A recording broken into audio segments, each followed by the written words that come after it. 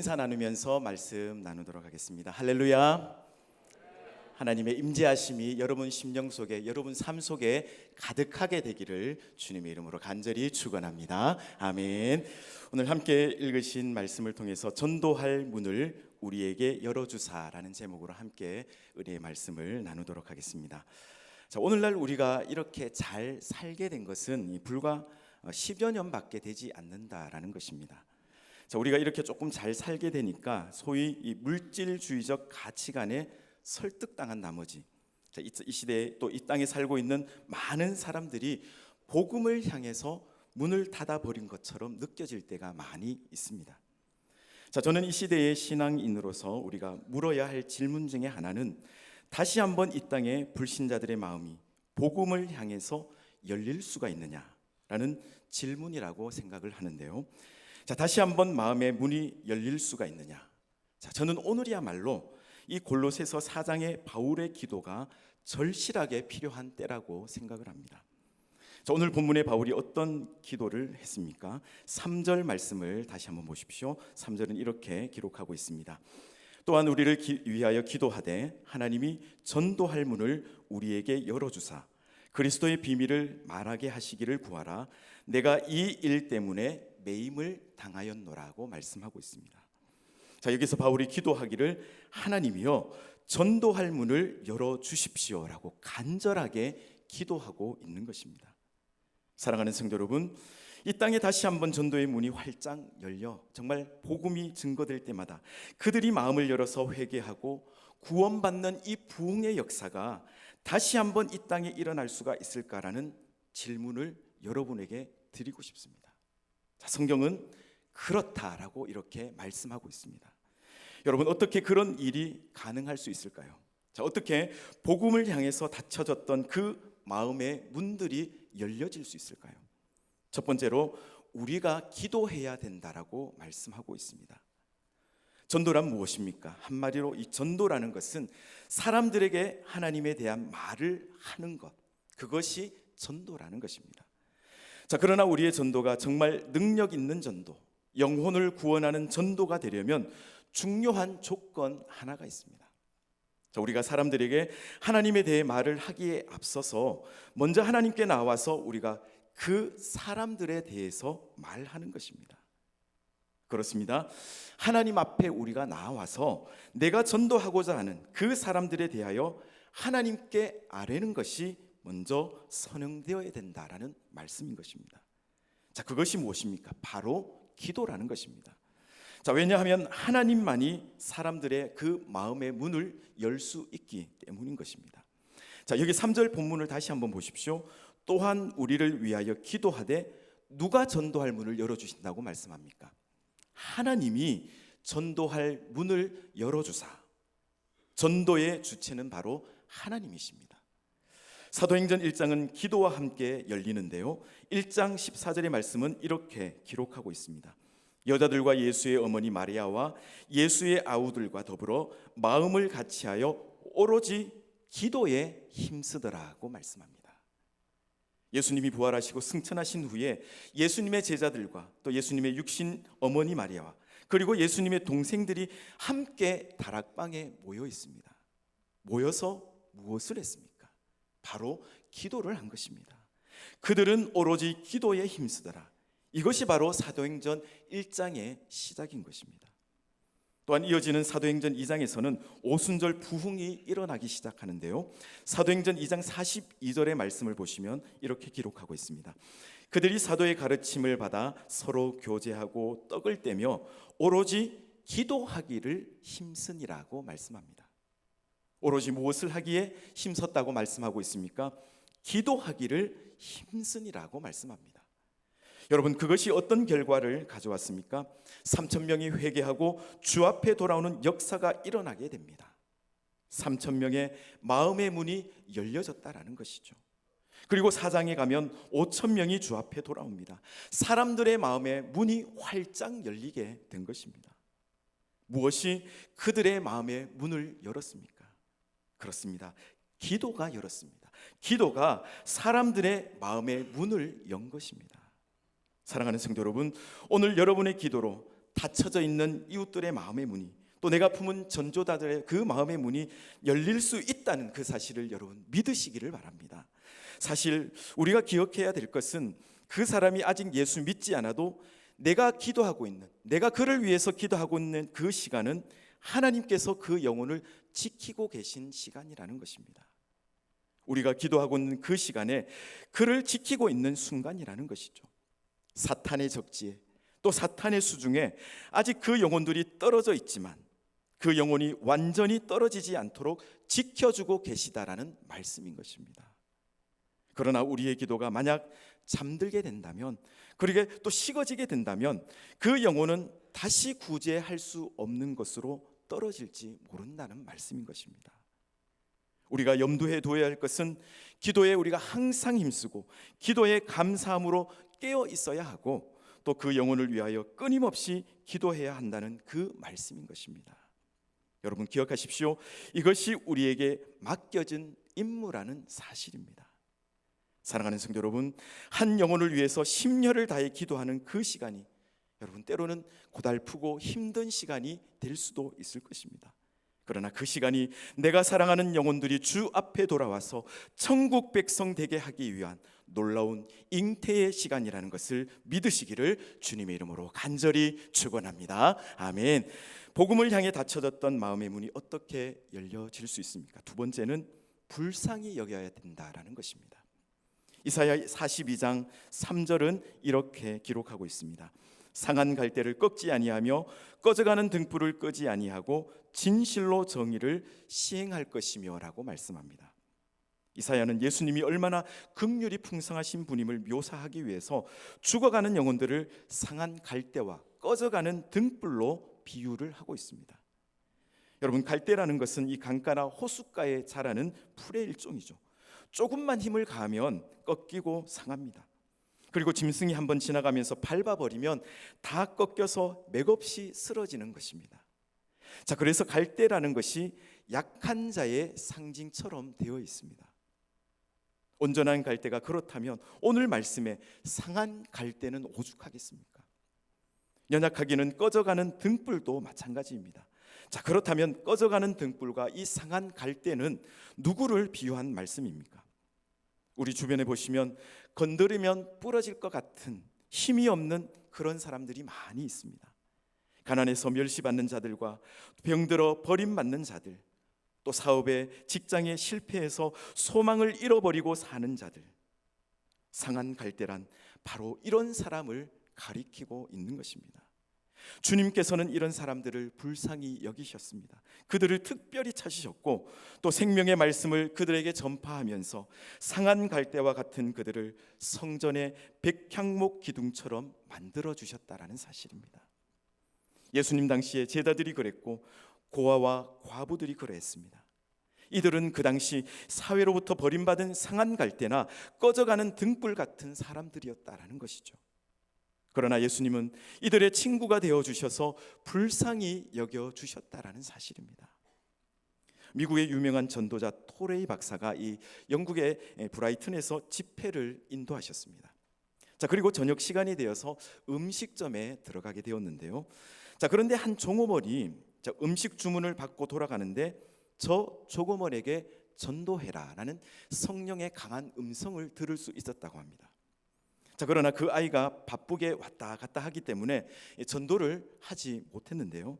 자, 그런데 성령님은 계속해서 빨리 전도하라고 이렇게 몰아치셨습니다.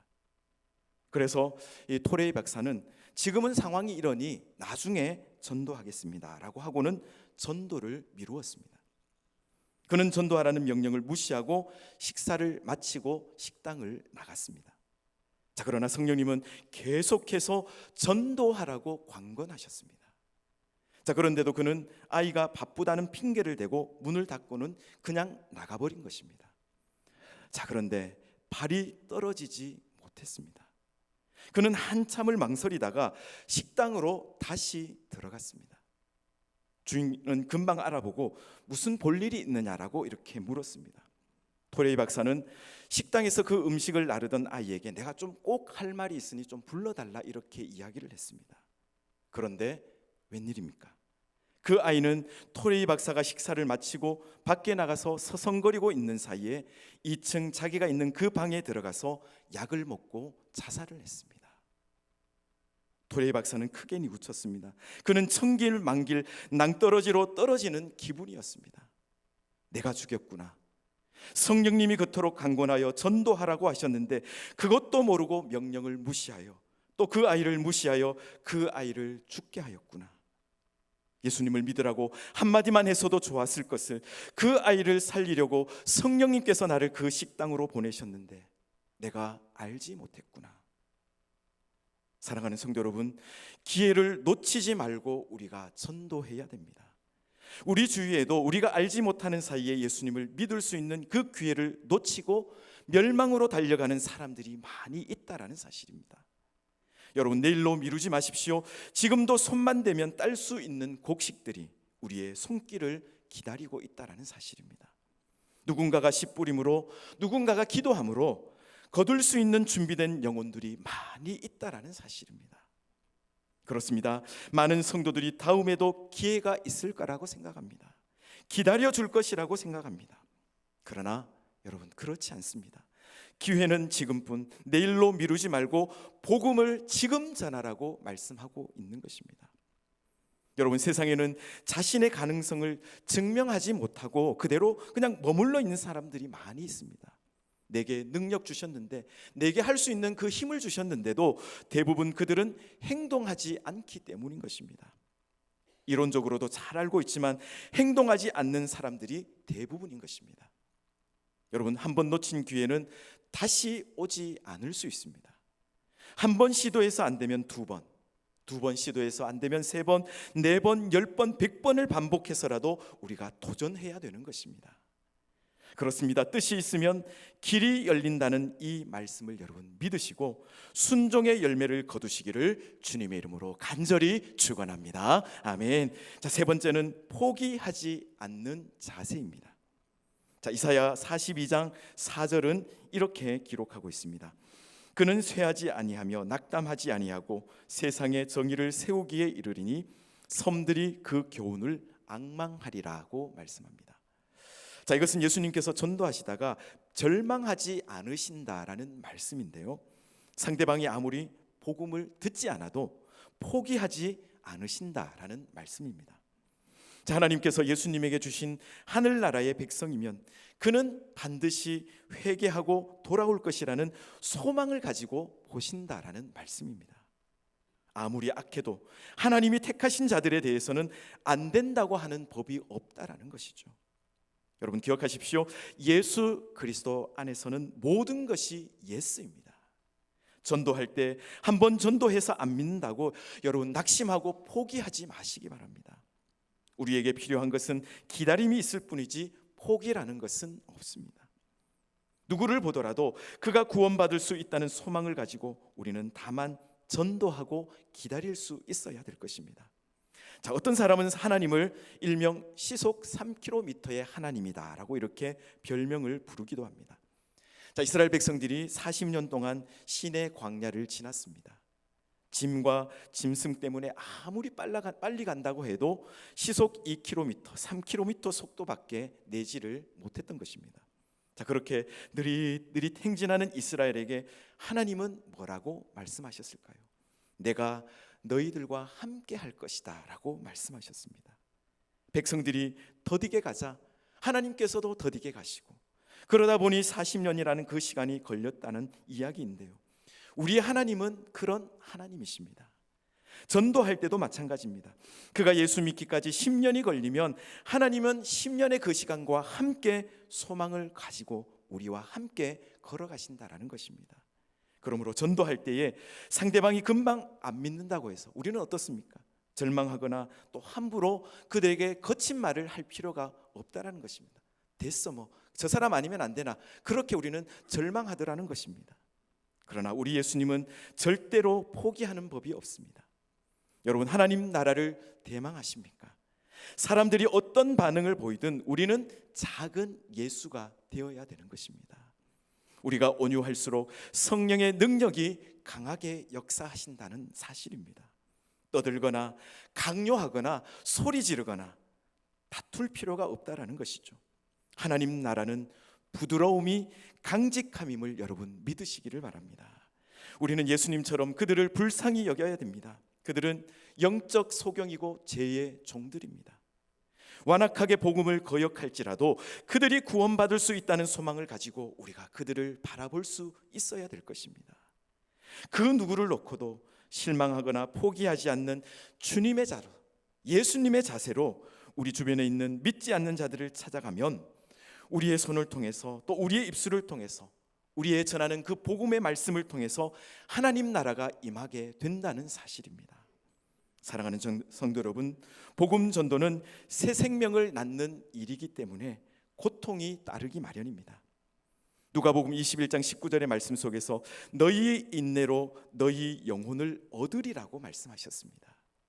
우리 모두 한 영혼을 살리는 일을 통해서 하나님께서 영광을 받으시기를 원하신다는 사실입니다. 바라기는 예수님의 마음과 태도를 가지시고 믿지 않는 자를 찾아가는 여러분 복음의 나팔, 복음의 아름다운 발걸음들이 다 되시기를 주님의 이름으로 간절히 축원합니다. 아멘. 네 번째는 전도의 메시지가 준비되어 있어야 한다라는 말씀입니다. 여러분, 우리가 전도하기에 합당한 삶과 행동과 태도가 우리에게 필요하다라는 말씀입니다. 자, 그러나 그것만 가지고서 사람들이 예수님을 안 믿습니다. 우리가 말을 해야 됩니다. 그리고 분명한 메시지를 준비하고 있어야 된다라는 말씀인 것입니다. 자, 오늘 4절은 이렇게 기록하고 있습니다. 4절 말씀입니다. 그리하면 내가 마땅히 할 말로서 이 비밀을 나타내리라고 말씀합니다. 자, 여러분, 이 비밀 무슨 비밀일까요? 그리스도의 비밀, 복음의 비밀을 나타낼 것이다라고 말씀하고 있는 것입니다.